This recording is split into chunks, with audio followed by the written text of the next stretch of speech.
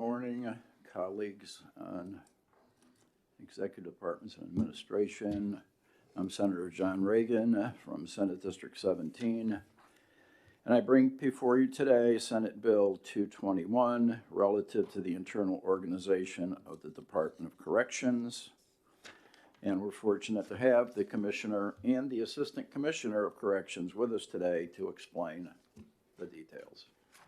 Thank you very much, Senator. Commissioner, would you like to come forward? Yes, thank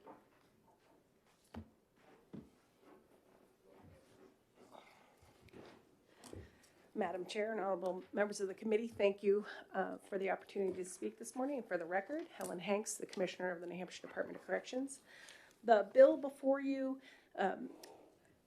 was an opportunity after my time as the Commissioner and within the agency to really explore the statutory framework of the internal structure, and several things struck me, and this is what this proposed legislation starts to work toward.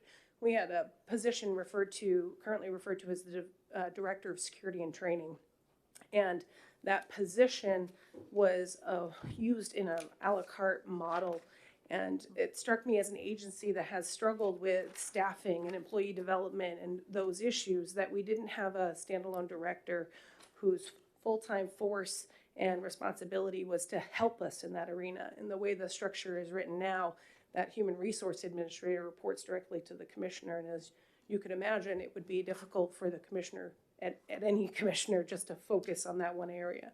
So embedded in the legislation is a change in that title, not an additional position, but a change in that title to the Director of Personnel and Information. Two parts there, because we, the agency, need to do a significantly better job, and we've done this, but continue to do this, to get information out to both the community, to the legislature, and other constituent groups on what we're doing in corrections, and then how we use information to report back on those elements. And so you'll see that alignment. So we're taking what used to be standalone bureaus and aligning them to division directors so that we have good organizational structure and lines of work and operations that start to make more sense as we move forward. The other area that we realigned is to take our Victim Services Bureau and put it under our Director of Field Services, and that might not look inherently logical, but here's the rationale for that. Our Victim Services Bureau talks to victims, survivors of crime, and helps to align that restitution component that happens primarily when people go out on parole. So aligning them under the Director of Field Services aligns that mission of financially helping victims and survivors and continue to reinforce our mission to return restitution and to give that person a director to help them to continue to move that line of effort forward. Another significant change that's caused an interesting confusion when I travel and speak to other correctional leaders is we have a division of community corrections. Well, in all other states, community corrections is actually referred to in our state as our field services or probation parole effort. In our state, that division really represents our division of rehabilitation services, and that's what we've asked for that change here. So nothing in this document creates more positions. It literally changes the naming convention of directors' positions that exist or moves standalone bureaus under directors. So it's not an organizational increase in staffing. It's an alignment of operations and internal units. And we want people to understand the Division of Community Corrections is our division of rehabilitation and programming. It's our teachers and case managers and spiritual leaders that are at all of our organizational sites helping people move toward positive wellness and change so that we can reduce recidivism in New Hampshire.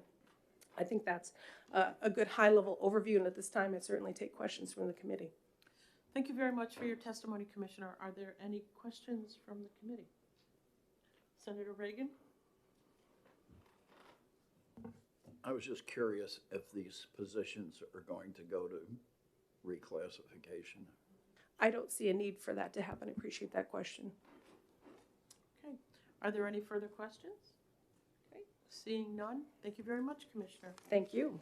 Okay. Are there any other members of the public that would like to speak to Senate Bill 221? Okay. Seeing none, we'll close the public hearing. Move the executive session. Okay. Senator Kavanaugh moves executive session, seconded by Senator Reagan. Okay. All in favor say aye. Aye. Aye. Any opposed? Okay, so we have in front of us Senate Bill 221. Is there a motion? Move on to pass. Senator Reagan moves on to pass. Senator Kavanaugh seconds. Is there any discussion? Not creating new positions, just renaming. So I think it's a good thing. We got to start modernizing things around here. So it's always a good thing, and I'm glad folks will know that it's not going to cost them anything. So that's a good thing. So, are there any further comments? Okay, seeing none, all in favor say aye. Aye. Aye. Any opposed? Okay, is there a motion for the consent calendar? Okay, moved by Senator Reagan, seconded by Senator Kavanaugh. Is there any discussion on the consent calendar motion? He beat you to it. Oh, well, there you go. I'm half done, so it's. He's okay. So we have a pending motion of the consent calendar. Any further discussion? Okay, seeing none, all in favor say aye. Aye. Aye. Any opposed? Okay. Senator Reagan, would you like to take this out? Okay. Is there a motion to come out of executive session? So moved. Moved by Senator Rishardi, seconded by Senator Prentice. All in favor say aye. Aye. Any opposed? Okay. We have Right. about 6 minutes. The committee will be in recess for 6 minutes. And you can work on your coffee.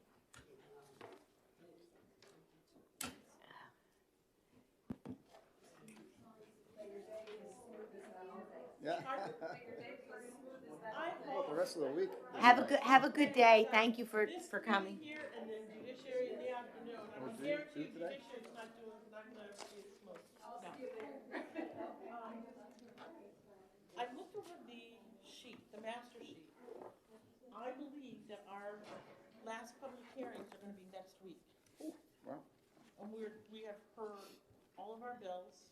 We have gotten some house bills, but I don't think we're gonna start hearing those house bills, not right now. Okay. So we won't actually be meeting because I'm gonna be using the time to work on the bill. Okay, so we're not meeting next No, we're meeting next week. I mean, the week, F. probably, what I'd like to do is have, schedule a meeting the week before we go on vacation and Okay. exec everything that Okay. we have. Okay. So when we come back from vacation, Okay. we can start hearing the house bills. So next Thursday we have session. Yes, Yes. so, While we have time, do you mind if I ask a question to you? sure. Let me turn this on.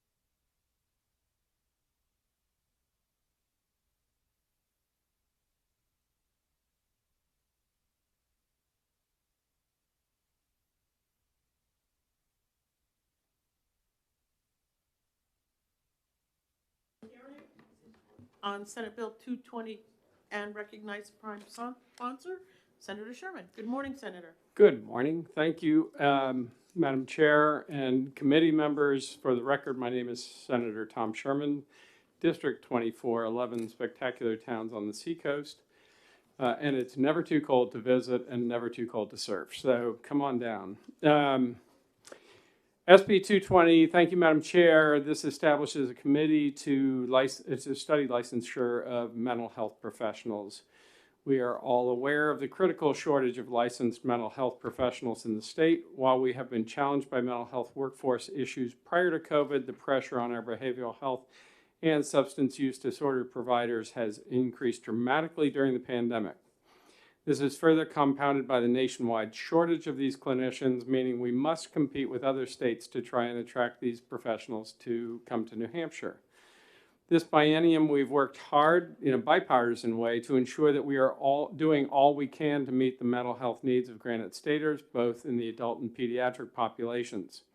This bill would allow the legislature to be certain that the process of licensing the professionals who deliver this care is as thorough but efficient as possible and does not represent an impediment to recruiting and retaining the highest level of practitioners possible. It creates a study committee which would be charged with reviewing licensure criteria for mental health professionals regulated by the Board of Licensing for Alcohol and Other Drug Use Counselors, the Board of Medicine, the Board of Mental Health Practice, the Board of Nursing, the Board of Psychologists, including how such criteria relates to requirements in neighboring states. Also reviewing the licensure processes of the Office of Professional Licensure and Certification as it relates to mental health professionals, including how the statutory and regulatory framework may impact the timely and efficient licensure of qualified applicants. Identifying and making recommendations for joining available licensure compacts, which I think you'll also see in another bill, regarding mental health professionals, exploring licensure barriers to attracting qualified mental health professionals to New Hampshire, making recommendations if necessary for changes to licensure regarding the Board of Licensing for Alcohol and Other Drug Use Counselors and the other boards that this will be examining. And that would include how such criteria relates to requirements in neighboring states. And I'll speak to that in just one sec. And seeking input from state agencies, boards, councils, commissions, professionals within the office and across the state, any stakeholders, and any other person or entity the committee deems relevant to the study. I worked with OPLC on the crafting of the language, and I believe they are here to answer any questions and speak to the issues further. I'd be happy to answer any questions you have. I will say that I've heard from professional people who are constituents who are also professionals in these fields about all the different speed bumps that exist in different boards. And so rather than singling out one or two boards, since I think there are 5 boards that license our mental health and substance use professionals in different ways, that we should take a look at them all. And some are doing really great work and some are having more difficulties, and trying to make sure the process throughout is efficient so that that's not an impediment to having a robust workforce. Happy to take any questions. Thank you very much for your testimony this morning, Senator. Are there any questions from the committee? Okay. Senator Reagan? So my observation has always been that all the mental health boards have bad mental health. Have what? Bad mental health. Well, okay. Would you believe? Yes, Senator Prentice. Thank you, Senator Carson. So thank you, Senator Sherman, for coming before us this morning. Is this exclusive to just looking at the licensing process, or will there be a discussion of other ways that we can recruit into this workforce? So you're looking to fix the licensing part first, and right. Then, there are other medical professions that have, say, loan repayment programs. Mostly they're federally based, but will this lead to any discussions of other incentives or ways to build out? Thank you for the question. This is a study committee. I've always thought of those as being pretty narrow in terms of their focus. We have a practitioner who missed his deadline for his relicensure by a week, and he had to go back and fully relicense. And in so doing, he had to go back and actually try to identify the person who trained him 30 years ago, who is dead. So, there are criteria in the licensing process that clearly needs to be examined. And I think for a study committee, this is adequate for this issue. I think, that may come up, things like loan repayment, but that's not the focus. The focus is making sure that the licensure process itself is efficient, thorough, that people are coming through adequately vetted to practice in the state of New Hampshire, but that it's not an impediment to getting them out and seeing patients. Yes, Quick follow-up. Thank you. This is laying the foundation by dealing with the licensure process first. And I've just found in my time in serving in a role where I was responsible for licensure of providers, pre-hospital, that communication, everybody knows what their responsibilities are when they become licensed, but that continual communication about what it is going through, what you have to keep and what you have to do, that really, that goes far. So I'll be looking to see how the study committee, enhances the communication with the people with the folks in the profession. And if I may, that communication is key. And, sometimes somebody coming in wanting to work in New Hampshire, and I can speak to this from the medical licensing, just knowing how the process works can be really difficult. So that part of the communication, what do you need to bring with you when you go to be licensed? What do you need to produce to be to get licensed? We are much easier on the Board of Medicine, not easier as in less thorough, but it's a much easier process on the Board of Medicine than it is in Massachusetts, where it was an absolute nightmare.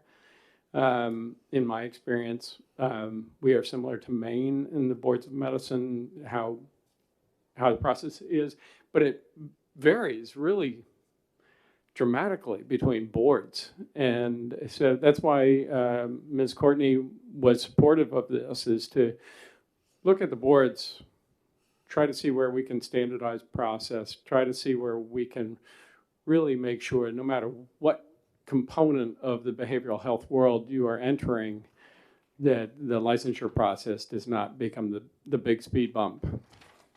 And it's been so difficult for some people, they just don't bother. They don't bother coming to New Hampshire. And I think compacts will help with that a lot. But I think taking a quick peek at this and making sure that we fix, or at least offer some legislation to try to make the process as smooth as possible is one way we can make it more attractive to practice here. Are there any further questions? Okay, seeing none, thank you very much. The chair will call Lindsay Courtney.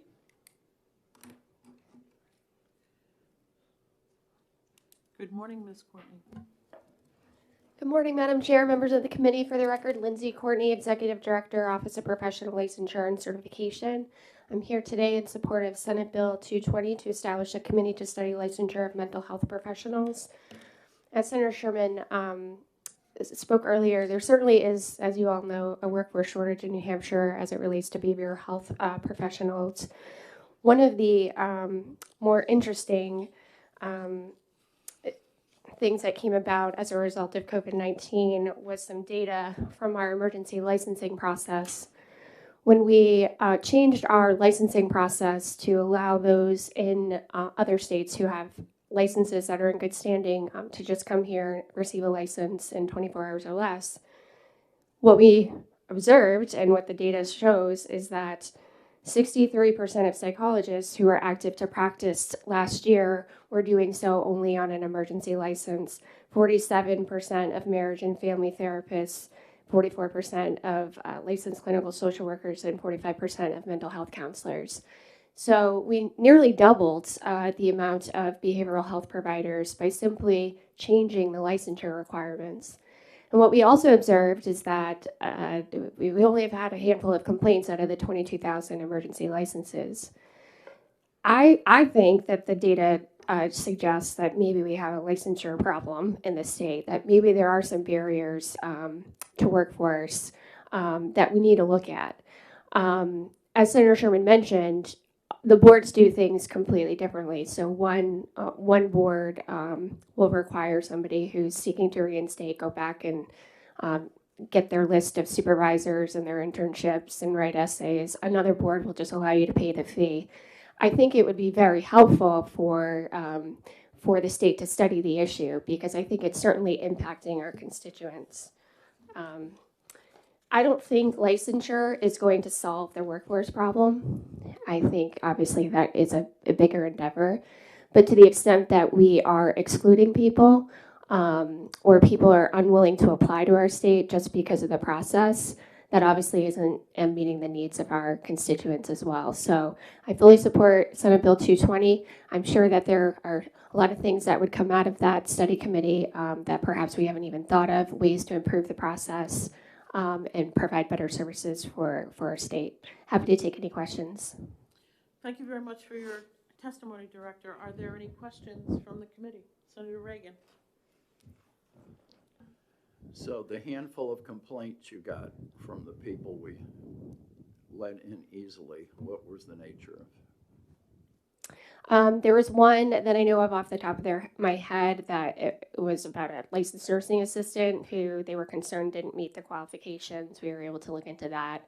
And then the others were not mental health professionals. I believe they were nurses, and I don't know the nature I don't recall the nature of the complaints, but none have proceeded to disciplinary. Are there any further questions? Seeing none, thank you very much. Thank you for your time. Are there any other members of the public that would like to speak to Senate Bill 220? Okay, seeing none, we'll close the public hearing. Okay. Senator Kavanaugh moves executive session, seconded by Senator Prentice. Seconded. Second. I'm learning to use a microphone. Okay. We have in front of us Senate Bill 220. Let the pass. Senator Reagan moves ought to pass, seconded by Senator Prentice. Ought to pass. Okay, is there any discussion on the ought to pass motion? Okay, seeing none, all in favor say aye. Aye. Any opposed?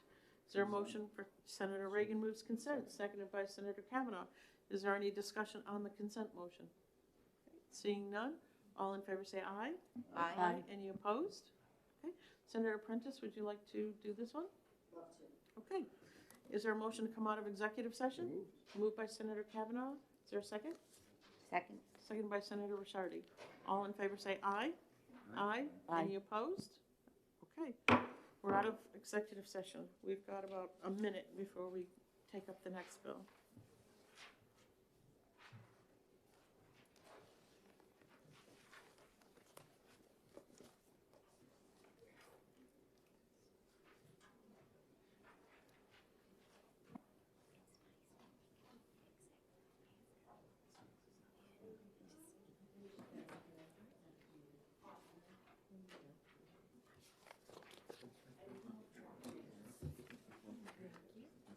Okay. We are doing well.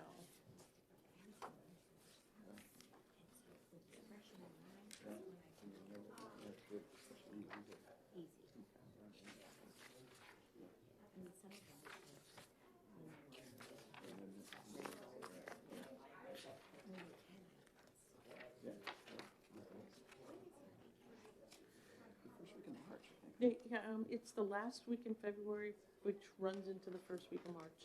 The New Hampshire School Vacation Week is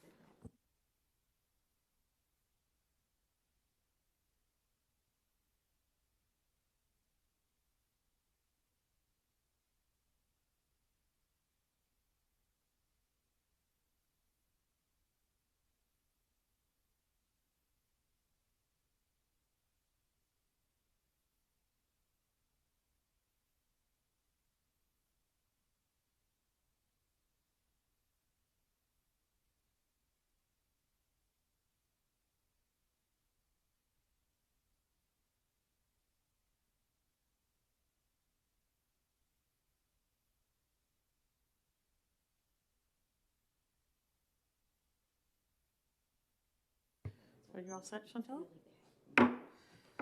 The committee, we're going to open Senate Bill 222 and recognize the prime sponsor, Senator Khan. Good morning, Senator.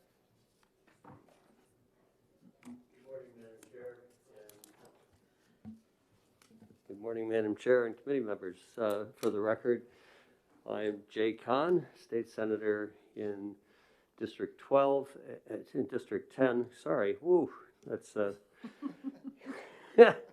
we're off to a good start. Representing 15 of 23 towns in Cheshire County.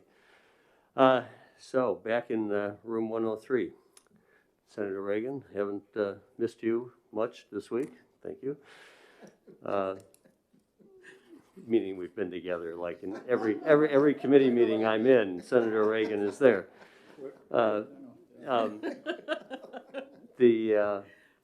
So the Senate Bill 222 is, raises a familiar question for us, and that's the permitting of licensing boards to conduct remote meetings. And fairly innocently, I began on this question over the summer with a conversation with Lindsay Courtney, the director of the Office of Professional Licensure and Certification. And the issue was, Madam Director, why is it that we're experiencing such a slowdown in getting people licensed, particularly in the health professions? And the conversation got around to, I'm having a lot of trouble getting our licensing boards together for meetings. And then we started to receive some correspondence from people on licensing boards saying, we're not getting a quorum. And, we can't have everybody on our licensing boards living in Concord. We want geographic distribution around the state and representation on our licensing boards. That's just healthy. But as a result of not being able to do remote meetings, there are at least 7 licensing boards, and 4 of which are in the health professions that are having trouble getting a quorum. And this is affecting the delivery of health care in the state and other professions. So this is a request that I've received emails from people on boards saying they support. I hope the committee will be able to see its way to giving this opportunity to OPLC to allow their licensing boards to meet with remote meetings. We've adopted the guidelines that were part of the governor's emergency order over the last year.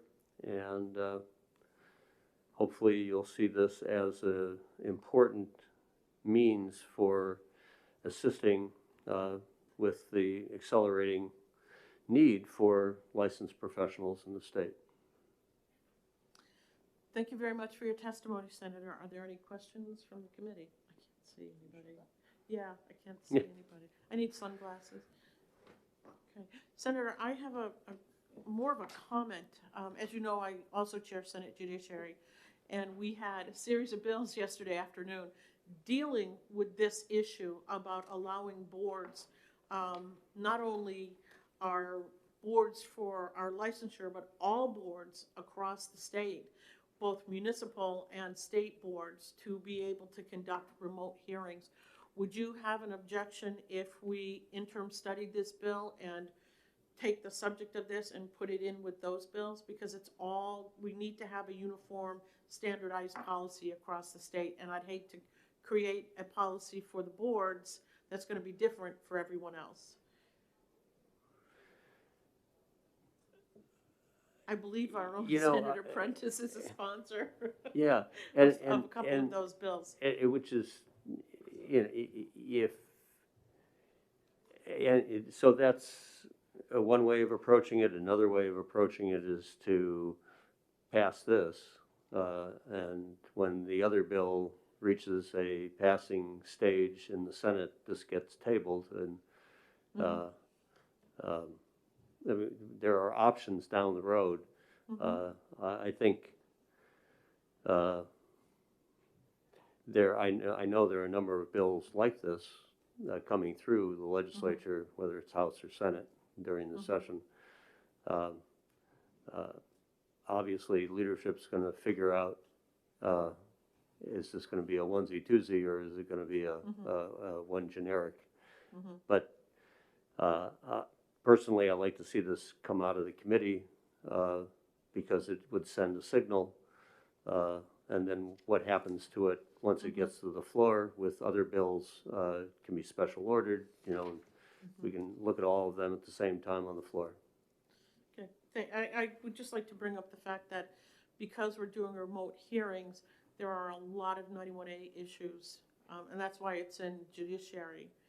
And here, you pretty much just have a blanket statement. I just think that I have no problem if the committee chooses they want to pass it, and then we can lay it on the table. It's like I'd like to really take what you have here and include it in those discussions that we're going to be having in judiciary concerning remote meetings. As the chair of both committees, I think you probably can have that conversation in a couple places. So, okay. Understood. Thank you. Senator Prentice? Thank you, Senator Carson. So one of the things that, in looking at, so I support this, and I did bring forward a similar bill for boards and commissions at the Department of Safety, specific to fire and emergency medical services. Now, in looking at this, what I didn't include in that, and I'm preparing an amendment, is the exact, the language that came out of the emergency order that has to do with, to address those 91A issues. Like, they are things that we do, but, the public is notified, the public has access to the meeting. There are minutes that are, that are made available within a certain period of time. But also, I'm not sure if, I don't read this in here, I think one of the things we heard yesterday that was key is that there's still always a physical location for those that can attend to attend, kind of the anchor for the meeting. There has to, I feel like there's still has to be that place unless there can't be. So, I mean, I'm preparing an amendment to send over to you and Senator Whitley with some of this language in it. But that was one key piece I heard yesterday. Okay? Thank you. Are there any further questions or comments? I do have another question, Senator. Last year, we had a bill, and it was by our colleagues, Senator Perkins-Coca and Senator Daniels, concerning remote meetings. And it, through all the different procedures that bills go through here, it got turned into a study committee, and the study committee actually met. It was a study committee on Senate Bill 108, and it was referenced yesterday. I just got a copy of that, the results of that study committee. I didn't know if you had seen that as well. I'm glad you mentioned that because I'd love to see the study. Okay. Yeah, what came out of that. As you know, that was pretty well supported in the Senate, and sorry that got derailed, but I think I'd like to see that study too. Well, I will ask our committee secretary to make a copy electronically available to all of us, so we will all have that information, and of course you just received your copy. So are there any further comments or questions? Seeing none, thank you very much, Senator. Thank you, Madam Chair. The chair will call Lindsay Courtney.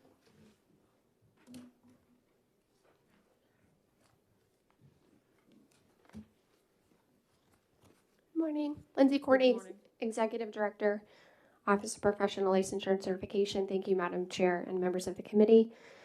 The office does not take a position one way or the other regarding whether remote meetings should be permitted to be held by our licensing boards, but I did want to share with the committee some of the observations I've made, specifically as it relates to quorum.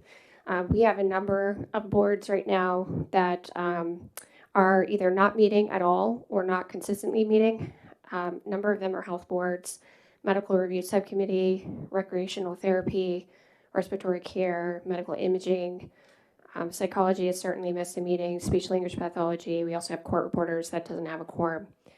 The issue is really that there is no contingency plan in the state for what happens when a board does not convene a quorum. There's no body that can otherwise perform those functions of both licensure and taking disciplinary action against licensees.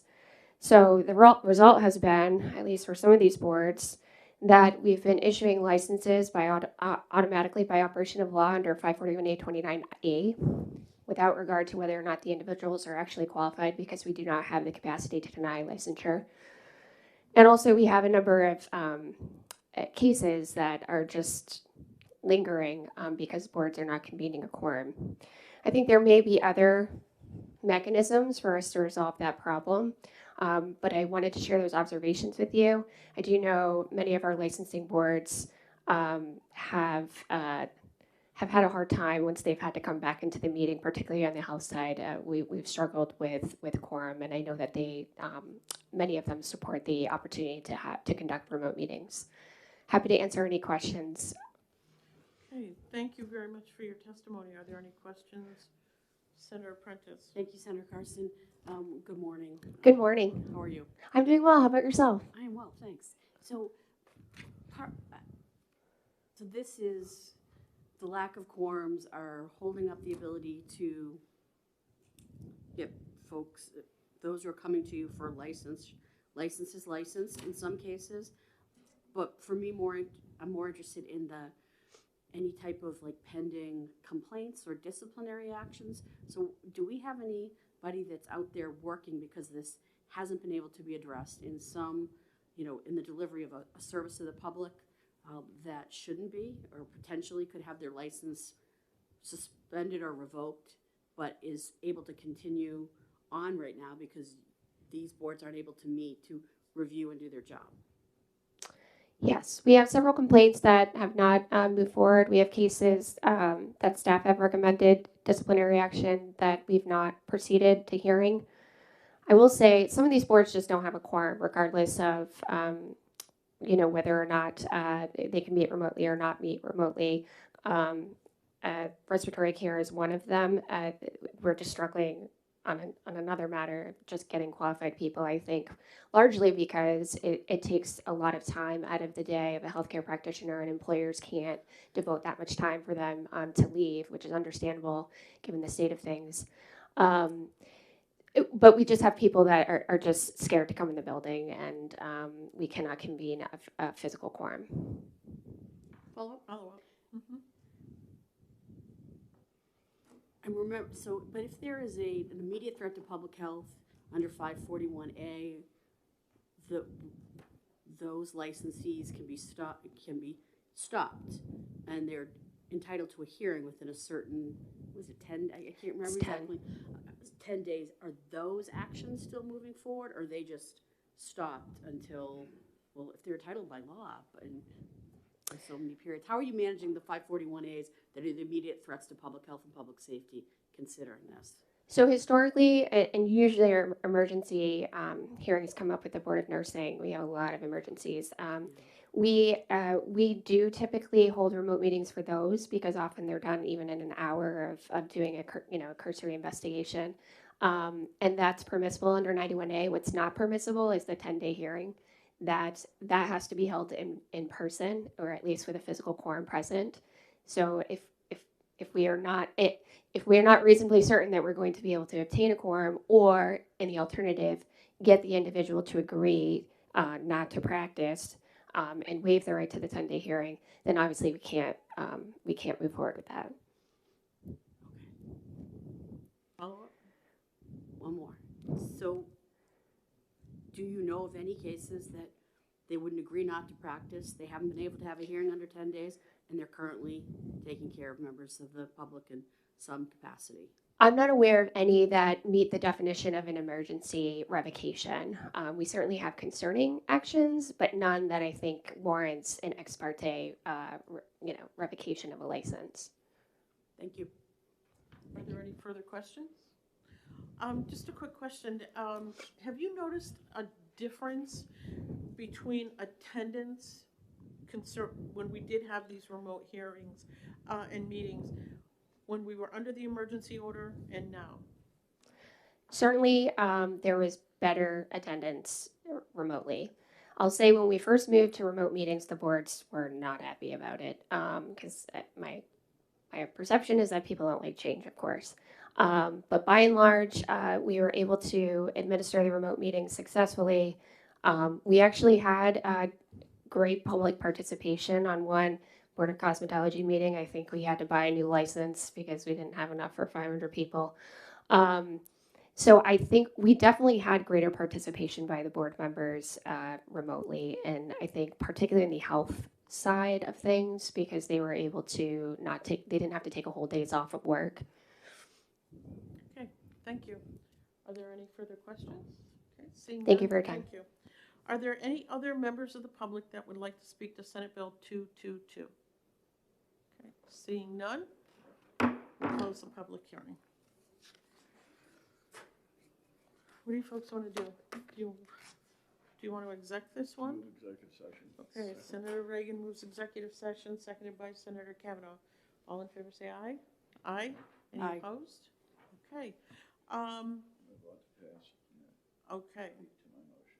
Okay, Senator Reagan moves on to pass. And I'll second. Seconded by Senator Prentice. So, in my 10 years as the chair or vice chair of JELCAR, this is a constant aggravation and interference with the operation of adopting administrative rules. So this is a much needed action. Okay. Anyone else? Senator Kavanaugh? I was on that study committee too, and I think you're right. Getting them all together was right, but this is very much needed. You can see all the attendance from the remote meetings, and I agree with Senator Reagan. It's very much needed. Okay. I agree it's needed, but I'm more, I didn't read the study committee report yet, and I do have the concerns about the 91A, and so I would personally would rather read the study report to make a better decision. It's definitely needed, but I don't know if it's a good idea to pass all these small bills that are similar and not put them under one umbrella. Mm-hmm. Okay. Senator Prentice? Thank you, Senator Carson. So, two things. One is there is the potential, not just for people not to be able to get licensed, but we have the public's trust under our purview, and I'm concerned about people that could potentially be out there or are going to be out there in the future. In the case I proposed to Ms. Courtney, where we have, if there's no way to get a quorum together to deal with the issue, and they're refusing to, take a voluntary action, they could continue to work. I mean, there is a threat to public health and safety that is right on the edge of this. And I also, so that's the number one concern I always have. Number two, and Senator Shardy, I completely respect what you have to say, but this didn't say, in comparison to what I proposed yesterday, is much better when it comes to right to know, and I have to fix my bill because it's, all these meetings, as they are now, have to be publicly noticed. There is access for for the public to come to attend the hearing or the meetings, which they do. The minutes, if a meeting is going to be canceled, those things that we have to deal with on the physical level of 91 every day are basically addressed in this, at least in a much better way than I addressed in my bill, which I need to fix. So I hear what you're saying, but I think we have to balance both of them. We've got the right to know pieces here. We could start to move on this, and if it syncs up with a larger bill later, that's fine. But I don't want to signal that we're gonna wait because I think 91A is satisfied, at least in my opinion, enough to get us through this hump. But I do respect what you have to say. Thank you. Okay. Any further comments or questions? Okay, we have Senator Reagan. So in a study that I had done many years ago about quorums, what I learned from that is the group sets their quorum, and often their quorums are large enough to prevent any action. So it behooves different organizations to check out how many people they absolutely need to conduct business and reduce their quorums. So. Okay. We have an ought to pass motion on Senate Bill 222. Is there any further discussion? Okay, seeing none, all in favor say aye. Aye. Aye. Any opposed? Consent. Okay, 12 to nothing. Okay, we have a motion for consent calendar. A second by Senator Kavanaugh. Is there any further discussion on the consent motion? Okay, seeing none, all in favor say aye. Aye. Any opposed? Okay. Senator Prentice, do you want to take this one out? I would be happy to take this one out. Thank you. Okay. Okay. Executive session? Yep. Senator Kavanaugh moves we come out of executive session. Is there a second? Second. Seconded by Senator Reagan. All in favor say aye. Aye. Any opposed? Aye. Okay. We're out of executive session. Thank you. Okay.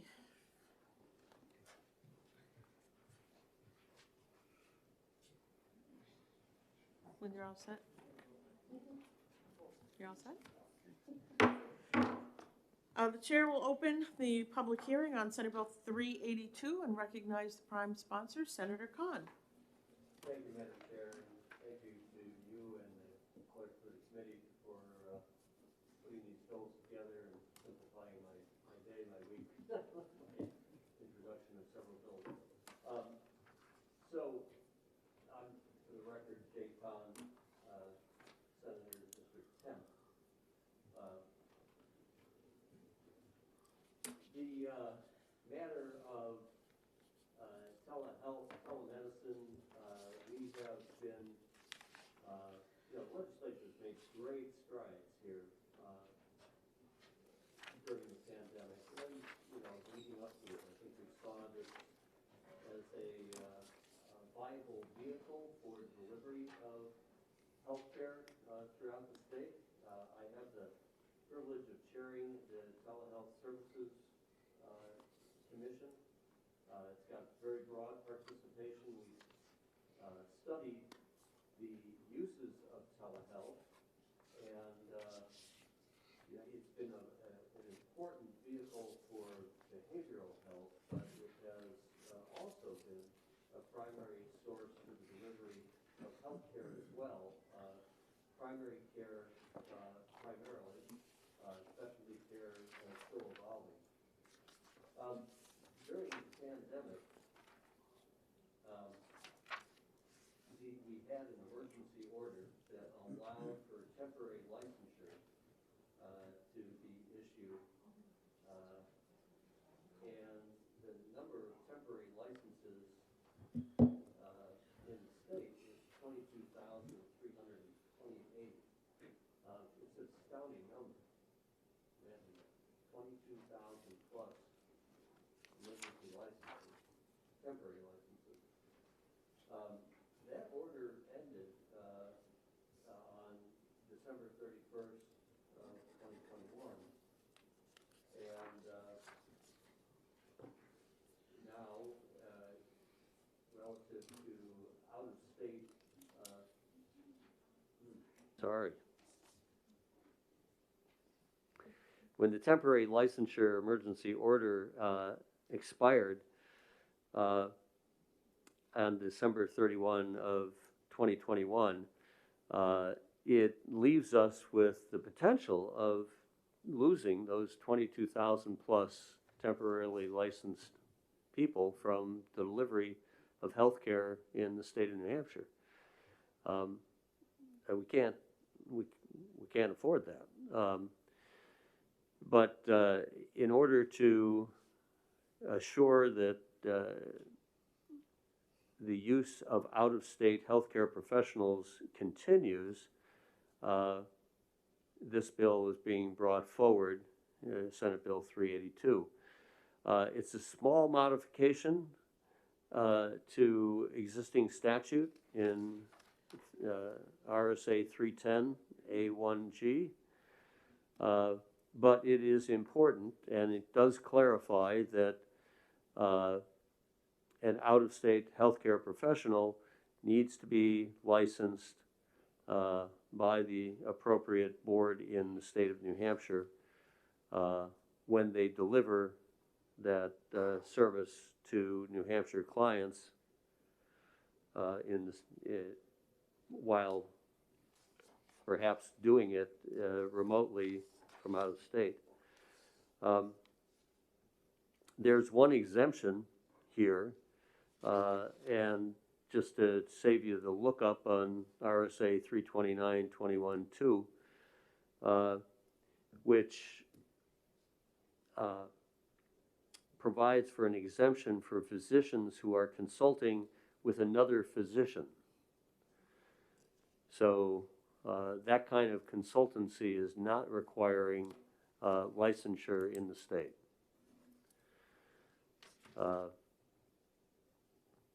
And that makes sense. It's not a direct care situation with a patient. It's merely in a consultancy with another physician about the care of that client. I'll leave the remainder of the testimony for Ms. Courtney, who I think can address this well, but be glad to take any questions from the committee. Thank you, Madam Chair. Thank you very much for your testimony. Are there any questions? Senator Prentice, then Senator Reagan. Thank you, Senator Carson.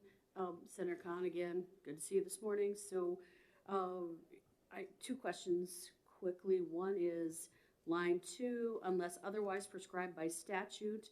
So would that include those that are covered by interstate compacts with Yes. either multi-state licenses or privileges to practice? Yes. Okay. Thank you. You're welcome. And then but anybody else would have to go through the licensing process in New Hampshire? Yes. Okay. Thank you. Okay. Are there any? Senator Reagan. So this may be my first disagreement with the presentation you've made, but what's the reason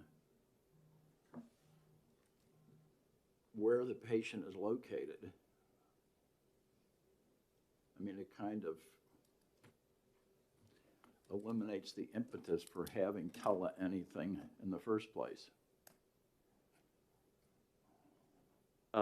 I think Ms. Courtney can address this. There's an interesting situation of an out-of-state professional delivering service to somebody out of state, but wanting to be licensed in the state to do it. That was mysterious to me too. Let's let her, if you don't mind. I hope she'll take up that question. Why? Okay. Are there any further questions? Senator, I'm looking at this and it says, beginning on line 4, they should be required to be licensed, certified, or registered by the appropriate New Hampshire licensing body if the patient is physically located in New Hampshire at the time of service. As you know, we have a wonderful state and many people come here. They come for our lakes, the shore, the mountains. And if a person who is being seen by somebody, they're on vacation here in New Hampshire, and they receive service, is their physician or whoever they're speaking with, does that person have to be licensed in New Hampshire because now their patient is physically located in New Hampshire at the time of the service? Great question. I can't answer that. Okay. Again, I hope Ms. Courtney can address that. Okay, thank you. Are there any other questions? Okay, seeing none. Thank you very much, Senator. Thank you. Senator Sherman? I don't think he's here. Okay. Okay, and so we'll call Lindsay Courtney. Madam Chair, just to let you know, I signed up late to speak. Okay, you're late. Yeah. Okay, we'll hear from you after Ms. Courtney.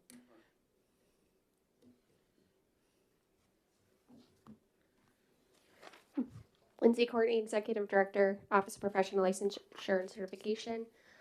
Thank you again, Madam Chair, members of the committee, and I appreciate and thank you to Senator Khan for bringing this bill forward. This bill is really just intended to clarify the present state of the law. Generally, legally speaking, the provision of services is deemed to occur where the patient is physically located. And from a licensure standpoint, states typically regulate practices and services within their jurisdiction. Their jurisdiction extends only to their state and not out of state. So this bill would make that clear. As you can imagine, as providers and practitioners have moved to a telehealth platform, many providers have done so in the last year. We've just been inundated with calls, requests for clarity regarding whether or not they can provide telehealth services under a particular fact scenario. Generally, we do not give out legal advice, obviously, to members of the public. And so this would provide clarity, I think, to the public as to what they're required to do and what they're not required to do in order to provide a continuity of care. Regarding the question for as to whether or not there is an exemption for individuals who are vacationing here, there is an exemption in 329 specific to physicians, but physicians only.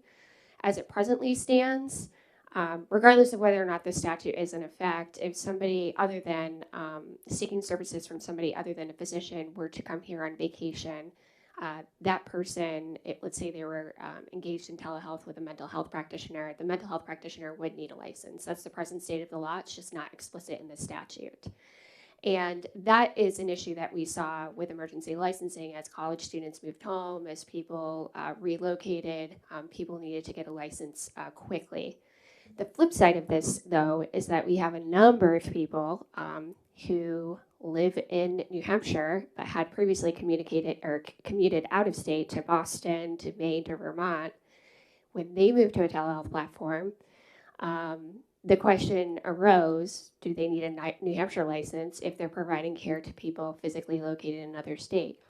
Or if the provider is on vacation, let's say the provider lives in Alaska, takes a trip to New Hampshire, but wants to still provide telehealth services to his patients in Alaska, do they need a New Hampshire license? Well, I think the law is clear that they don't, but it's not actually clear because it's not explicit in the statute. So this is what this is really intended to address. Happy to take any questions. Thank you very much for your testimony. Are there any questions from the committee? Okay. Seeing none, thank you very much. Thank you. Representative Edwards?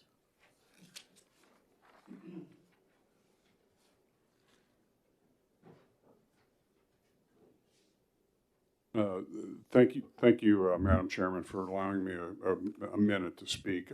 I just wanted to acknowledge that this bill 382 is sponsored by a slew of great senators, and I just want you to know that it would have, I believe, support in the House.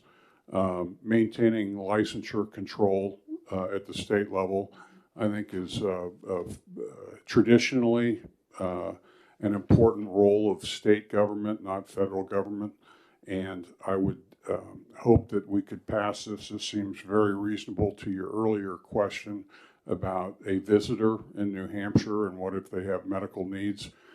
I think obviously they would have the option of seeking local care. The physician who's in charge can contact the other physician that's out of state, and that would be covered under the consultation aspect of this if the situation was serious enough. So I think the scenario you've come up with is able to be managed within this construct, and and is actually consistent with a couple hundred years of how it's happened. If somebody, before telemedicine, if somebody got injured or hurt or their disease condition got worse, they would be seen locally. So the telemedicine part of it doesn't change that relationship. I do have a long-term concern where I think New Hampshire needs to maintain control, and that is there are some proposals to open up the licensure so that it's much easier for out-of-state providers to get. In those bills, I think we need to be careful because something like psychiatry, psychology, we could easily end up eating our own, and to where the technology could outsource care pretty rapidly. And I just would hate to see it where we don't have our own organic, people here in New Hampshire providing care. So protecting our right to license, I think, is critical for our long-term stability of our care. Thank you very much for your testimony, Representative. Are there any questions from the committee? Okay, seeing none, thank you. Thank you. Are there any other members of the public that would like to speak to Senate Bill 382? Okay, seeing none, we'll close the public hearing. I'd like to take a look at Senate RSA 329 before we exec this, because we might need to amend that as well. Okay.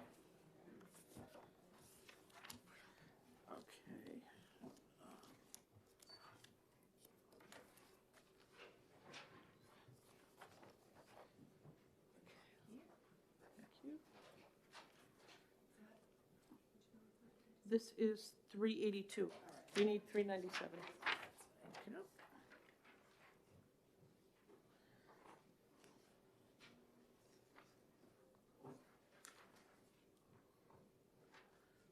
Thank you.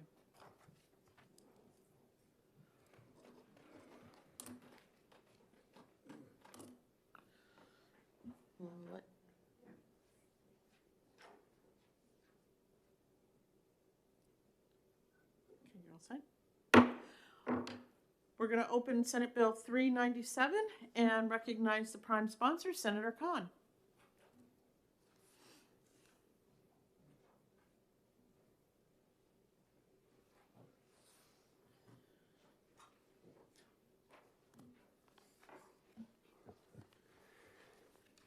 Moving right along, for the record, and it's Jay Khan, Senate District 10. And this bill enacting or authorizing the state of New Hampshire to enter into a mental health counseling compact is particularly timely, I think, relative to the need. I think we can all recognize behavioral health is woefully deficient in having sufficient numbers of professionals licensed in the state of New Hampshire to take care of the client needs. This is a statewide issue. If we can join a compact ahead of our other New England states, we have in statute right now that some allowance for mental health counseling compacts among New England states. But we don't cover out-of-state compacts and recognizing the licensure of people coming from states beyond New England. And where this can be of help is if we have joined this compact ahead of the other New England states, potentially we could be attracting folks who are looking to relocate to New England at a much higher rate. That would be a really desirable outcome, I think. This is a new compact, surprisingly, and it has a goal of going into effect when 10 states have endorsed this compact arrangement. At the end of the 2021 legislative season for all states, there were 2 states that had joined at that point. So this compact has a lot of ground to have to cover in this legislative session 2022, not just here, but we would be one of hopefully another 8 states. They've got a map on the website, shows which states are considering this legislation, and indeed it's an achievable goal in 2022 to do this. What you'll observe is in some of the testimony that you've received, there are some typos and word omissions. It's a fairly lengthy compact. So I appreciate that you've got at least one letter there that somebody went through and really scrubbed this piece of legislation, added some prepositions or clarifying that it's a license. But I think when you do go through this, the important thing is that there's nothing in this compact that would trump New Hampshire state law. That will always take precedent. So I think that that's made clear in this compact. But it does then accelerate and facilitate the movement of licensed professionals among states, and I think that's a good thing. This was shared with the mental health board in the state, and I had a letter given to me sent by the chair of that licensing board endorsing this compact. So I think we have the right timing, we have the right alliance within the state supporting this, and I hope that we can adopt this and just put one more tool in our box to say New Hampshire is trying to move appropriately to try to attract as much healthcare for mental health, behavioral health into the state as possible. So I'll be glad to take any questions from the committee, but Ms. Courtney is here and can speak to some things that I can't. Thank you very much, Senator, for your testimony. Are there any questions from the committee?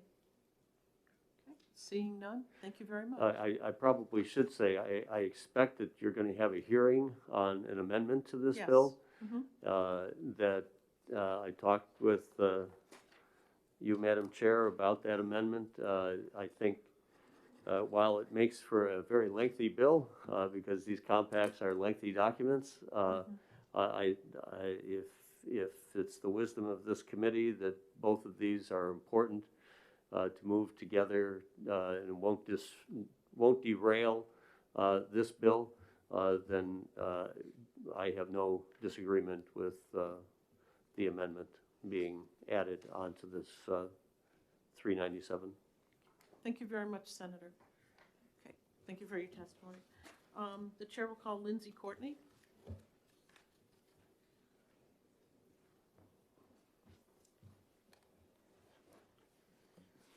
Thank you, Madam Chair, members of the committee. For the record, Lindsay Courtney, Executive Director, OPLC. OPLC fully supports Senate Bill 397 enacting the Mental Health Counseling Compact. Currently, as of today, there are 11 states considering this legislation, and 2 have already enacted the legislation. Essentially, we've heard a lot today about some of the licensing barriers to workforce specific to the mental health field. And I think, as I noted earlier during my prior testimony, that there certainly is a shortage of mental health workforce.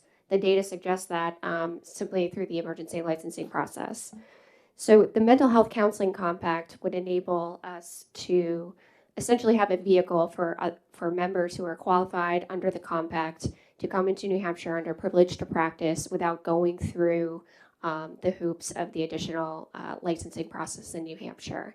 I think that could be helpful from a telehealth standpoint, but as well as from individuals relocating here to provide services to our constituents. From our perspective, there is no downside. New Hampshire widely participates in compacts. This one is much like the physical therapy compact. We also participate in the nursing compact, the speech language pathology compact, which this body passed last year, the medicine compact. We've had a great experience in terms of promoting workforce opportunities and eliminating unnecessary barriers to workforce. So with that, I'd be happy to take any questions. Oh, and I did want to note, as Senator Khan mentioned, that the Board of Mental Health Practice has looked at this and they have voted to support this piece of legislation. Thank you. Thank you very much for your testimony. Are there any questions from the committee? Senator Prentice. Thank you, Senator Carson, and thank you, Director Courtney. Okay, one question, privilege to practice, familiar with it, and I know compacts are at least 26 pages because they're contracts that each state is supposed to materially identically adopt. So in the privilege to practice, this is what I'm not clear, is how is that, like, is there a time, an end on when that privilege to practice? So managed in rulemaking, or? My understanding, based on our experience with the PT compact, is that it goes off the state licensing cycle. Okay. Thank you. Which in this case is 2 years. Okay. Are there any further questions? Seeing none. Thank you for your Very time. much. Are there other members of the public who would like to speak to Senate Bill 397? Okay, seeing none. And it is quarter after, and we do have an amendment that does have a separate hearing. I'm going to come forward with that amendment. We're not going to close this because if we close it, I wouldn't be able to present the amendment. So, Senator Reagan, it's all yours.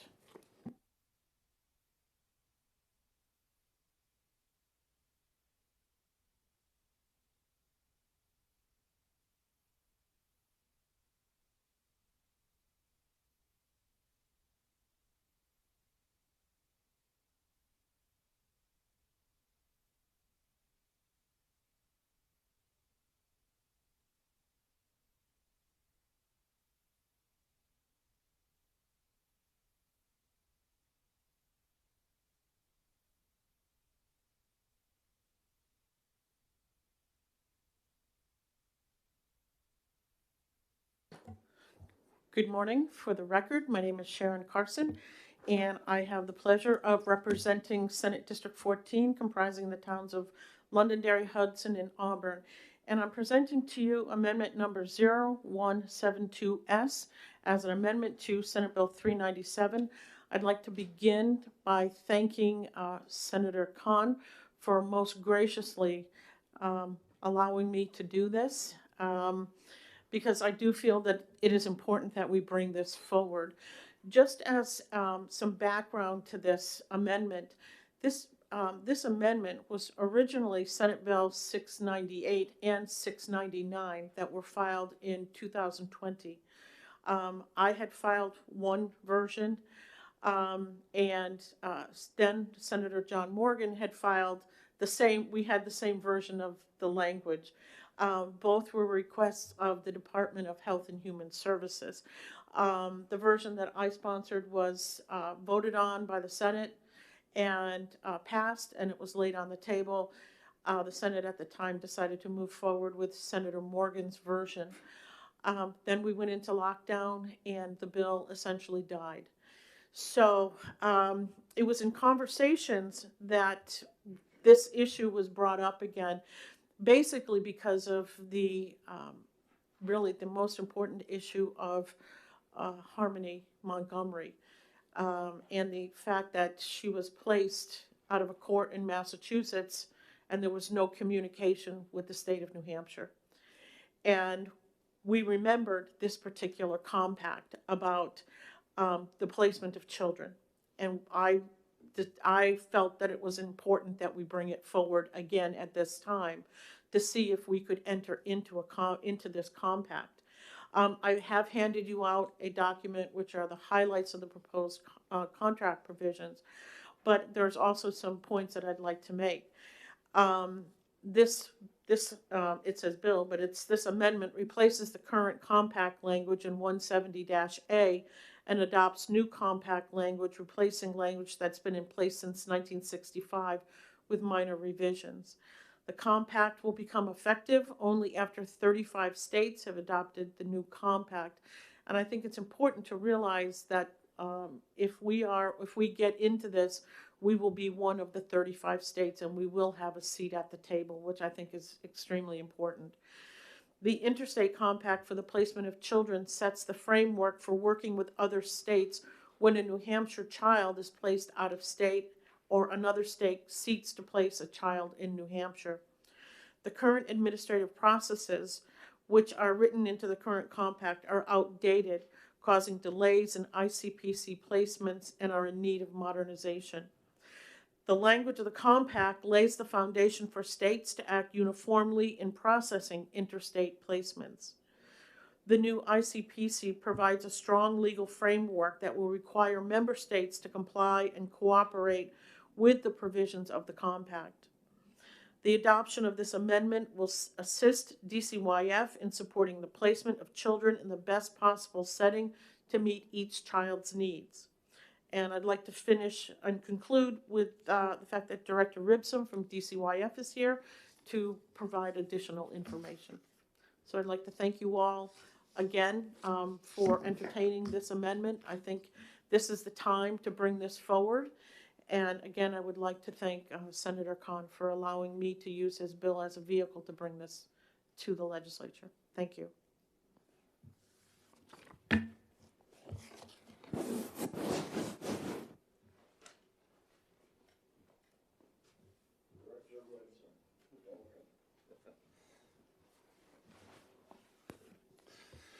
Good morning, members of the committee. Great to see everybody again. Joe Ripsum, Director, DCYF. Thank you, Senator Khan, for allowing this to move forward on this bill. Thank you, Senator Carson, for bringing this amendment forward. As Senator Carson mentioned, this was something we sought to do before the COVID period kind of shut everything down, and then it kind of got lost in the shuffle. So very glad that we're bringing this forward again right now. As Senator Carson shared, the original Interstate Compact for Children, which is currently codified in New Hampshire, Chapter 170A, was enacted back in 1965. The version that's in our current statute books pretty much verbatim as to what was in 1965 with a couple modest, not really particularly substantive amendments. It no longer really works across all of the states the way that it needs to. There's a couple reasons for that. Some have to do with what's actually drafted in the compact. Some has to do with the way that different states have treated it over time. But specifically, some of the things in the new compact that do not exist in the old will be helpful. This original compact, the 1965 one, says that it applies to all placements. What it does not do is really clarify what a placement is. And what that has done is it opened up space for states to think of different things to count as placements. Let me be specific about that. So if a parent chooses to place a child at a residential setting for mental health treatment over state lines, is that a placement? Child Protection Agency is not necessarily involved. The state's not necessarily involved. This is a parental decision, but is that a placement where the Interstate Compact and the courts need to get involved with? Some states say yes, some states say no. That's an issue that gets resolved in this and says when parents make those decisions on behalf of their children, that is not a placement for the purposes of the compact. Parents can make decisions about whether their children go to care in another state. Another key one that Senator Carson brought up is when a Child Protection Agency is involved and there's a parent who lives on another side of the state lines.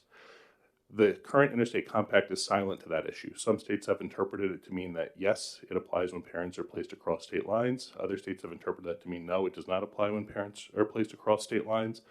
What the new version of the compact does is it sets up a framework to help courts make that decision. So under the new compact, the way that would work is that if a Child Protection Agency is involved, say, with a child here in New Hampshire, and there's another parent who lives over state lines, say in Vermont, the court would make a decision and say, okay, the compact is is going to apply under certain circumstances. It will apply or it will not apply rather, if the parent in the other state has a existing strong relationship with the child, and if it's in the child's best interest to place the child over state. And in that instance, the compact does not apply. So you can think of lots of situations where you have parents who are co-parenting, they're both equally involved with the child, and there's no concerns about the other parent who cares for the child all the time. In those instances, the interstate compact would not apply. But we have lots of instances in child protection where you have a parent over state lines who barely knows their child and maybe has all kinds of other issues happening within their lives. In those instances, the court would make the finding the compact should apply. And when the compact applies, what happens is the other states has to do a home study on the parent, and then an open case is kept open as the child moves over state lines to monitor that child, monitor that new family, and make sure that everything is okay. Couple other places where there's not particular clarity that the new compact is going to be helpful. There's not clarity if you read 170A about what type of information is actually expected to be shared between states. There's some basic information about, date of birth and things like that for a child, but you need to understand a lot more than simply the demographic information of a child when making placements across state lines and into new homes. Also doesn't really set forth clear guidelines and timelines rather on when things are supposed to be done, when requests should be made, when they should be responded to, when home studies should be completed, so that states have an understanding of what to expect from one another. As I said before, in the beginning, many states have changed substantively the terms of the compact, which means you no longer really have a compact across states because what's written in one state's laws no longer apply in another state's laws. And when that happens, there's no longer an agreement to make the compact functional. The current compact does speak to the idea of the states coming together to create regulations to oversee and kind of add specificity. That is a process that has happened in this country. Unfortunately, those regulations really operate more as guidelines. There's no actual legal basis behind enforcing any of those regulations. There's no public comment process the way that all of us are accustomed to when you deal with regulations where the public has a chance to weigh in and say this is how this should work. The new compact sets up a stronger framework around the creation of these regulations, which would have an open public comment period. So not only the people who are members of the compact, all the state leaders who are members of the compact would have a say, but the public would have a say in what those rules and regulations should be.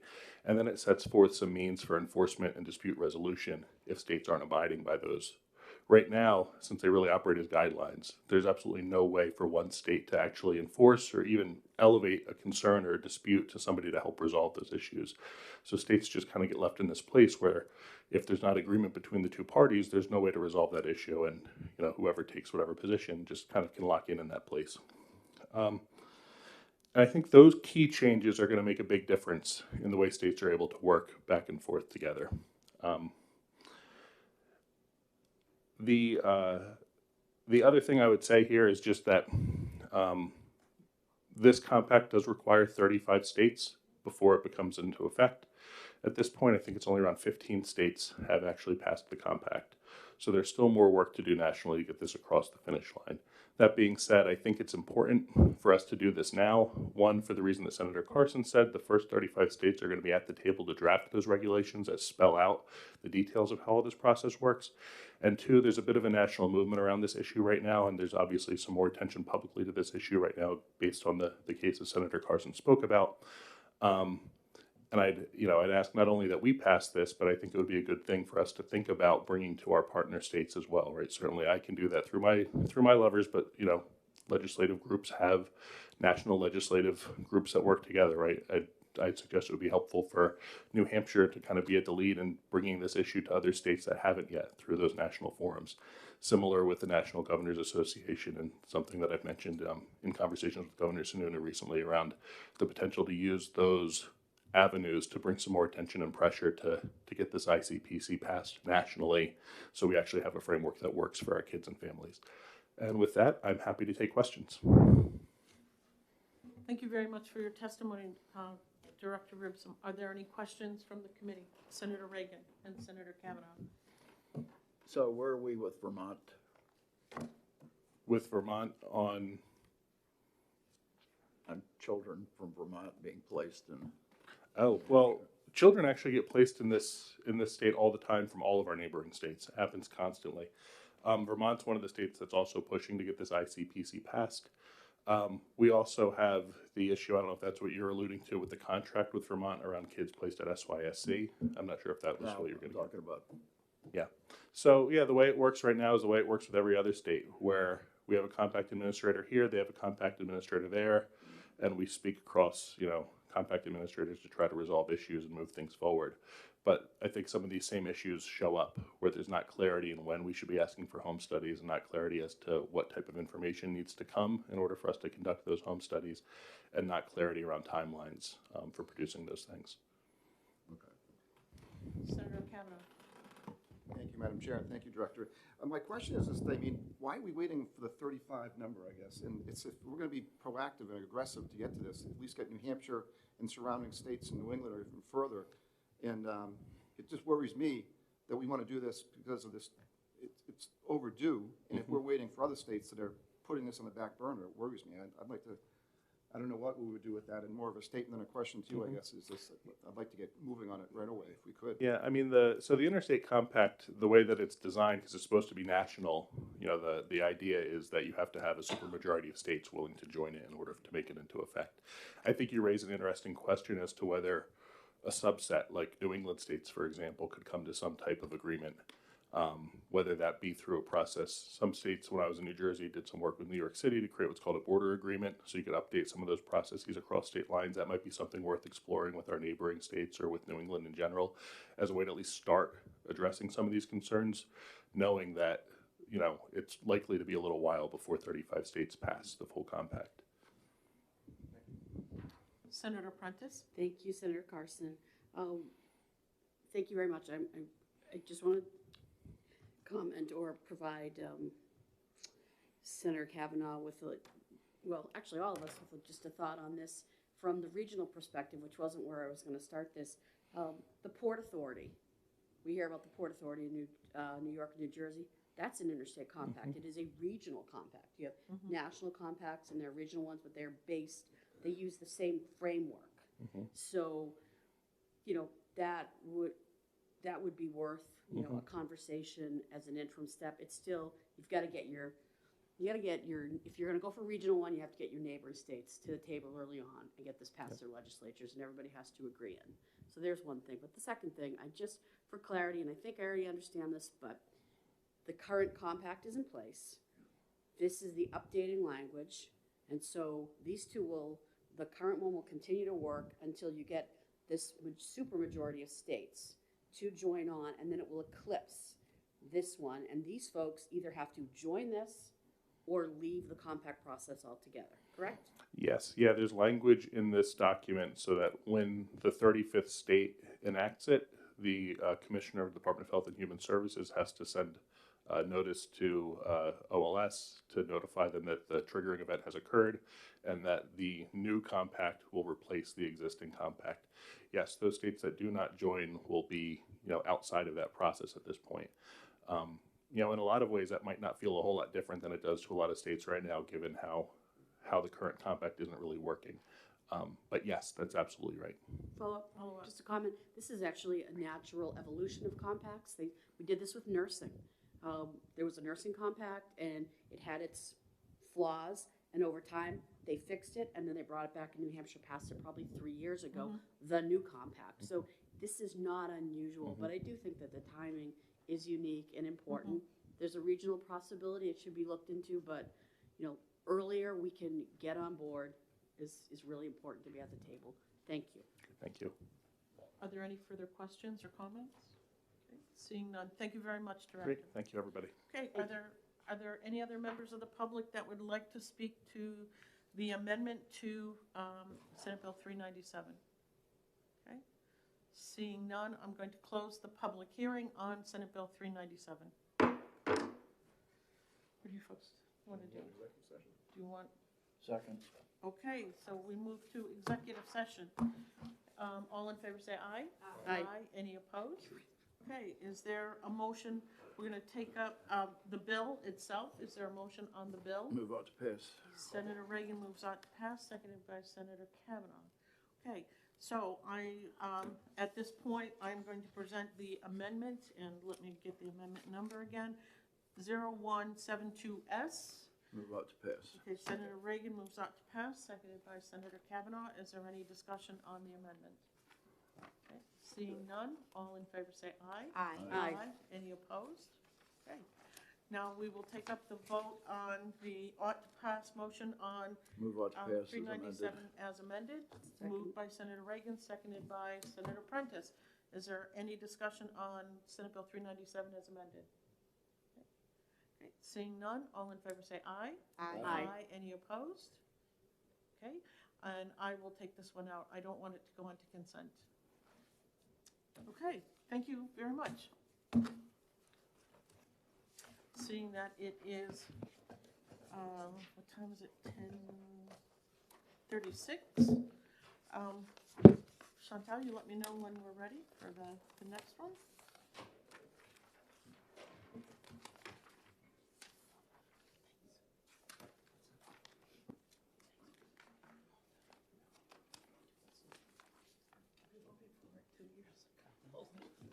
Yeah, I know. Thank you. Okay. Oh. If you want to go ahead and wait till Chantal's ready. And I have 8 kids from Vermont. for what? Oh, Pine, in your district? Pine Haven Voice Center. Oh, okay.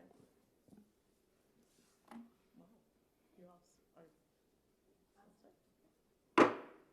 we're gonna open the Senate, oh my God. We're gonna open the public hearing on Senate Bill 224 and recognize the prime sponsor, Senator Ricciardi. Well, Good morning, Senator. Good morning, Madam Chair Carson and committee members. For the record, I'm Denise Ricciardi, representing Senate District 9, and I'm here to introduce Senate Bill 224, recognizing the second Thursday in October as Children's Environmental Health Day.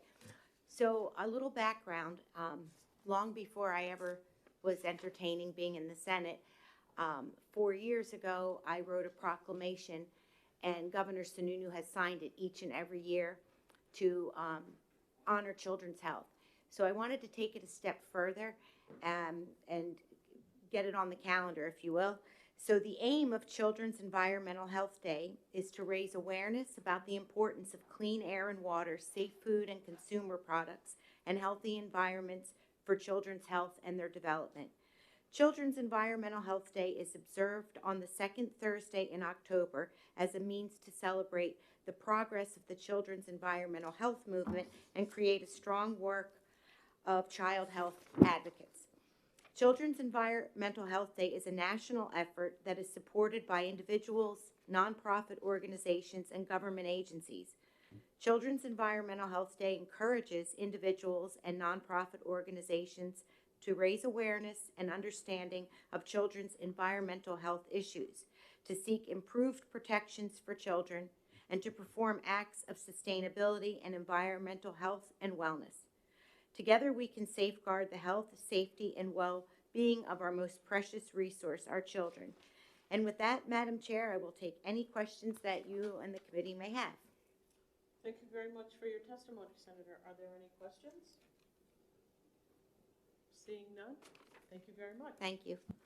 Are there any other members of the public that would like to speak to Senate Bill 224? Okay, seeing none, we'll close the public hearing.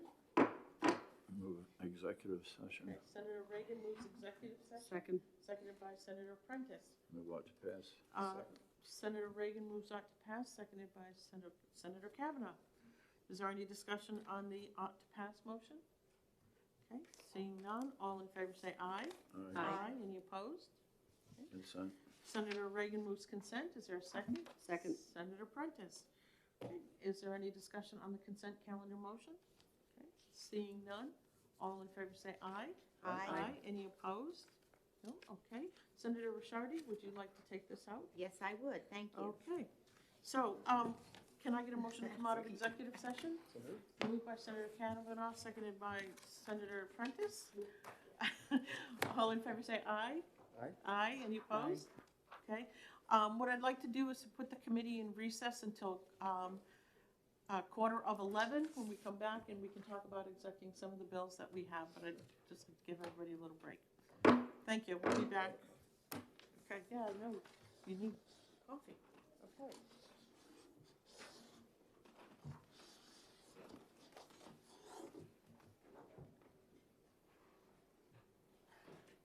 So that's another 5, the exact 5.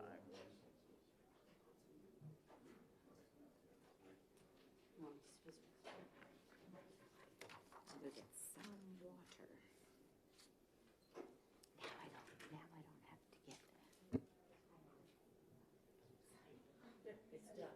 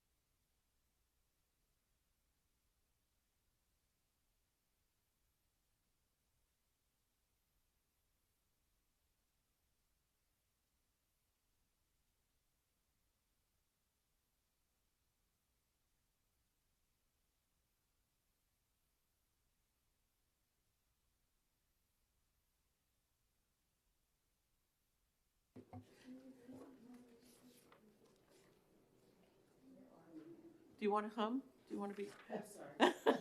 I don't know if people want. Is it looping? What is it? Oh.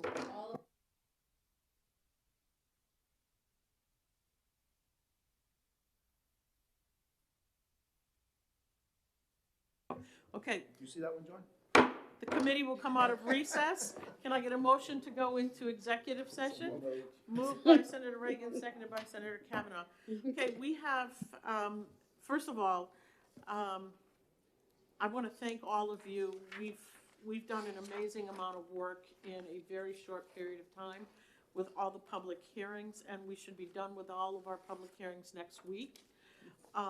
So we are, I think, in a good place. We do have some bills that we have not exec'd yet, and I'd just like to go over them and see where you folks are. The first bill is Senate Bill 227, relative to death benefits for first responders who die from suicide. If you've noticed on your House bill master sheet, we also have House Bill 91, an act relative to death benefits for first responders who die from suicide. So I don't know how you folks feel, if you want to pass a Senate version and send them back to the House. Okay, so, okay. We have a motion for ITL. Is there a second? So my objection is to incentivizing suicide, which is not an uncommon occurrence in dangerous professions, because it's a way for the responder to reward their family while they make their exit. It's a terrible idea to incentivize suicide. Okay. I Senator understand Kavanaugh. what Senator Reagan's saying, but even if you had your own individual life insurance policy, wouldn't you lose that? Do you lose that? Probably. Suicide is not right. Yeah. Right. The reason why I brought it up is because we have a Senate bill and we have a House bill. The House bill, it's already gone through. It was a holdover from last year. The committee worked on it, so we can either pass our bill and send it over to them and they'll probably kill it, or we can interim study this knowing very well we have this bill that we're going to be hearing that's already passed the House. Me too. You look, We're not gonna ITL this. no, interim study. Interim study? Okay. So With on we the. did not get a second for the, Okay. for the ITL, but I think interim study, knowing that we have a bill coming from the House. Okay. Dealing with this issue that's already passed the House. And we can look and see what they've done. I don't believe I have an actual physical copy of the bill, because we're not gonna hear it right away. Okay. So, but we do have a vehicle to use. We can pass this interim study, we can put it on the table, while we look at this. Do we still have the opportunity to deal with this later in the Yes. session? Okay. Yes. Thank you very much. Okay, so I have made the motion of interim study on Senate Bill 227. I'll second it. Seconded by Senator Ricciardi. Is there any further discussion on Senate Bill 227? Okay, seeing none, all in favor say aye. Aye. Aye. Any opposed? Opposed? Okay, Senator Reagan is opposed. This is 4-1. I will take this to the floor. Senator Prentice, if you, before we get to the floor, if you will remind me to make the statement about putting it on the table and the House bill, because I want to make it very clear that we have another vehicle that has passed the House. Correct. Okay. I can do that for you. Okay, the next bill that we have is Senate Bill 230, relative to the practice of body art. Not to pass. Okay, Senator Reagan moves out to pass. Senator Kavanaugh seconds. Okay, is there any further discussion on the motion of ought to pass? Okay, seeing none, all in favor say aye. Aye. Aye. Any opposed? Consent. Okay. Senator Reagan moves consent, moved by Senator Kavanaugh. Is there any further discussion on the consent motion? Okay. Seeing none, all in favor say aye. Aye. Aye. Any opposed? Okay, Senator Kavanaugh. Thank you. It's your bill. Thank you. Okay, next we have is Senate Bill 330. I'd like to hold this one. I'm waiting for language from Director Courtney. There was a lot of pushback on this bill, people that came in, and she had talked about the need to really clarify the authority of OPLC, and she talked about a study committee. So I thought that that would be totally appropriate, and so I'm just waiting on some language from her. Let's see, next we have Senate Bill 359, Senator Perkins Coca's bill, requiring the Commissioner of the Department of Administrative Services to conduct an inventory of all state real estate. ITL. Okay, we have a motion of ITL. Is there a second? I'll second it for discussion purposes. Okay, Senator. The only thing I'd like to ask is that I gather we have not heard back from Senator Perkins Coca. No. I had, during the hearing, I guess you call it signal, but she was in the back of the room when I brought up if there was a way, because they broke down 700 plus properties and they said the first 54 were the most likely to be candidates for this, and that was a smaller bite at the apple versus all of them. And I thought that she would follow up and with DOT, which she may have done. I have not checked with her to try to see if there was some type of compromise. And I also recognize what Senator Reagan, I believe that day, so, we heard that the state already has a process for this, and I respect that. But what I know about the process for this is that it takes a really long time because we've been through this with the city of Lebanon. So I would just like to see where Senator Perkins Coca is at. And tomorrow we're gonna, if we could hold and do that. If you don't want us as a committee, I'll hold my place. But I just would like to see where she's at because that's what I thought she was gonna do. Yeah, I don't, personally, I don't have a problem holding it if you're gonna ask her. One day. The question that I had, because I was going to file a piece of legislation dealing with all the state-owned property in Concord, because we own an incredible amount of real estate here in Concord, and what are we doing with it? We have all these buildings that are strong buildings that were built 100 years ago, made out of brick and granite, and they're just sitting there. And what are we doing with those? And I had actually filed legislation, but then I heard from a representative who sits on House Finance, said the Department of Administrative Services have already come up with a schedule on what they're going to do with these buildings. So I don't know if Senator Perkins Coca has talked with the Department of Administrative Services or not. You might want to, when you talk with her, because I too expected her to get back to us, and I haven't heard from her. Okay. Okay, so we I will can, follow up. we can hold that. I will withdraw my, my second on the ITO. Senator Reagan? Just as the chairman of capital budget, we kind of Okay. deal with this all the time, Okay, and I'm aware of what happens, and sorry about the delay you guys had. But normally, our executive agencies do know what they're doing, do have plans. okay, well, we can, And we've received a lot of other testimony to that effect. yes, so, Okay, I will. okay. Let's see. 20 here. Senate Bill 361, I'd like to hold this. Again, in talking with the bail commissioners, this is a long-standing problem that we keep coming up with a solution, and the court just, for whatever reason, just doesn't address this issue. So I'd like to come back with something a little more hard-hitting. And so I'm in the process of having discussions. So if we could hold that one, that would be great while I do that. Next, we have Senate Bill 362, the certified service plumber. I'm waiting to hear back from the mechanical board.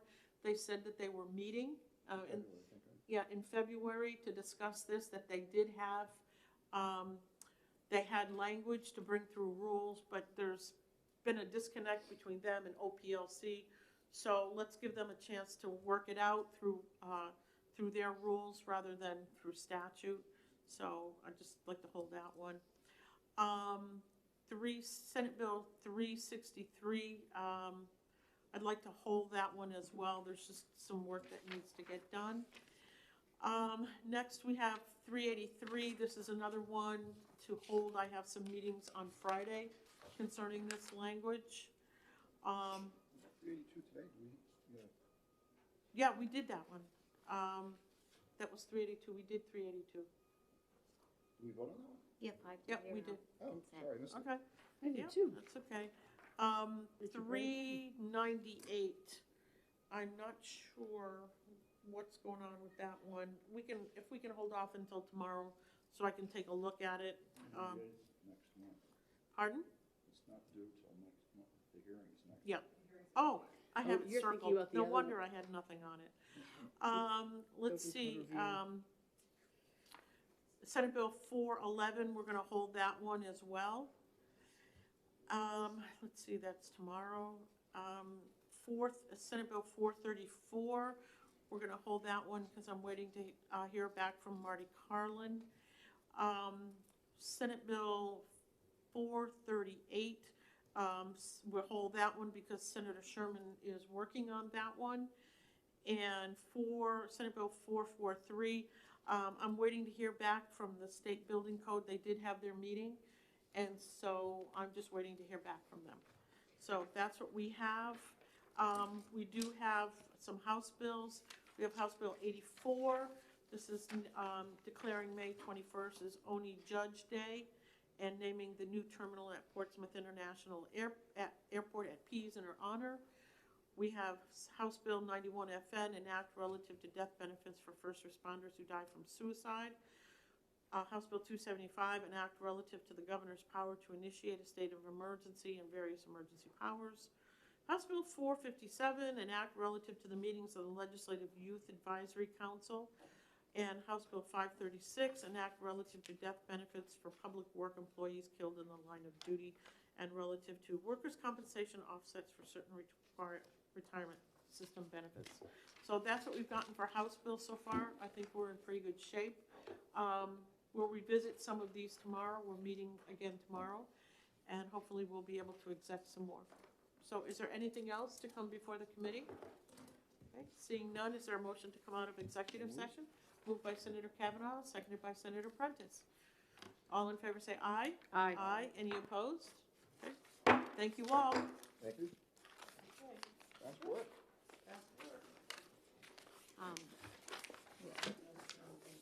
We're meeting at 9. I just wanted to, I could look, but I I think didn't. by 9 I knew, I forget the, What's the matter? what time tomorrow? 9. 9 Yeah, a.m. just confirming, yeah. Yeah. We're meeting at 9. I've got Commerce at 1. Oh, see, Mike today is Is it double? ED&A and Yeah. then judiciary this afternoon. I have to testify to my prime bill at 1. Commerce? Yeah, Oh, okay. so We'll be good. my constituents wanted to meet it, it's one, yeah. So, that's pretty good. So I can get work done. Kevin, you missed the smiley face today. I know, oh, you did that? There you go. Yeah, I feel like Make sure we, all the microphones are off. Yeah. Senator Rashad